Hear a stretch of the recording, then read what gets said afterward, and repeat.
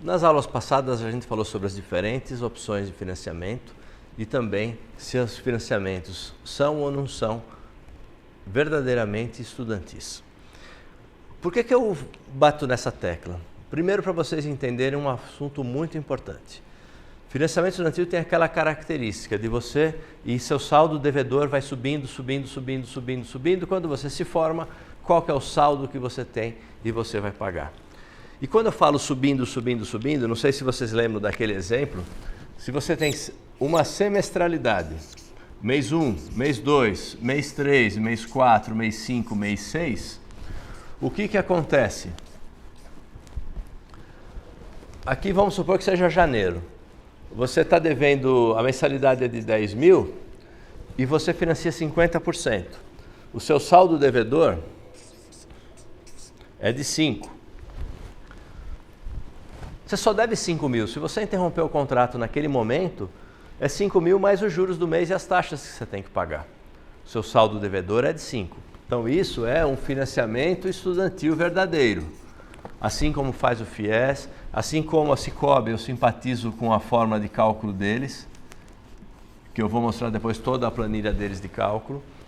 Então, isso é um verdadeiro financiamento estudantil. No primeiro mês você está devendo 50% dos 10.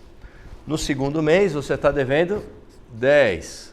No terceiro mês, 15. Mais juros, ok? De novo, mais juros. E o que acontece com boa parte dos financiamentos?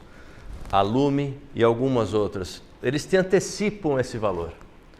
Então, você, nesse exemplo, e isso, depois eu vou apresentar uma continha para vocês verificarem o que vocês têm que conseguir de dinheiro na instituição, que não é culpa da instituição se o banco age dessa forma, para que de repente anule a cobrança sobre juros que você vai ter.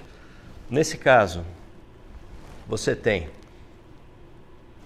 5, 10, 15, 20, 25, 30, tá? 60 mil a semestralidade, você financiou 50%, você deve 30 mil.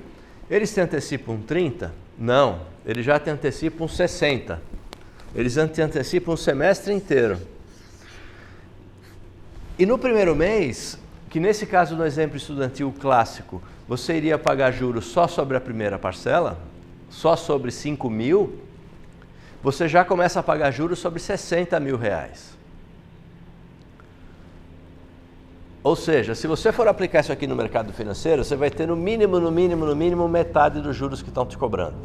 Então você já tem um prejuízo muito grande e você começa a pagar sobre o valor inteiro do semestre que eles te financiam. Nesse caso, por que eles fazem assim? Porque esses 6 meses, eles vão te gerar 12 parcelas.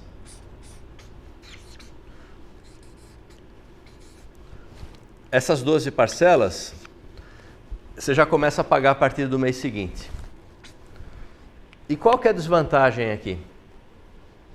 Você deveria estar devendo aqui no mês 2 só 10 mil, mas você está devendo 60 menos a primeira que você amortizou. E os juros que está sendo computado para você é sobre esse saldo grande aqui. Diferente dos clássicos que vai subindo mês a mês.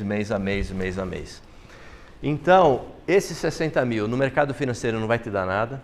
A faculdade, se estiver precisando de dinheiro antecipado, pode oferecer um desconto mais importante.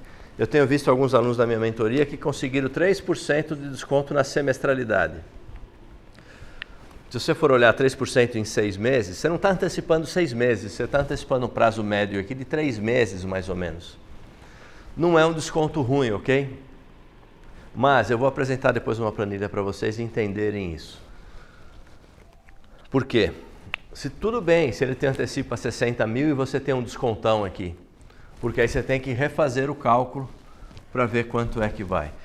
Portanto, a minha opinião é, fujam de opções que antecipem valores. Porque você não está devendo tudo no mês de fevereiro.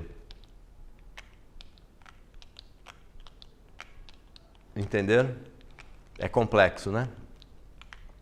Não é fácil, mas eu vou dar um material de apoio para vocês, que eu vou colocar aqui embaixo, de planilhas que vão exemplificar para vocês isso, quantos de desconto que vocês têm que mais ou menos conseguir dentro da sua instituição. Portanto, por isso que eu simpatizo pelo menos a planilha de amortização que me foi apresentada pelo Cicobi, pelo FIES da forma como funciona. Ah, mas o FIES tem juros? Não, não tem juros. O FIES tem atualização do saldo devedor. Tá? Depois nós vamos entrar também nos indicadores de atualização de saldo devedor.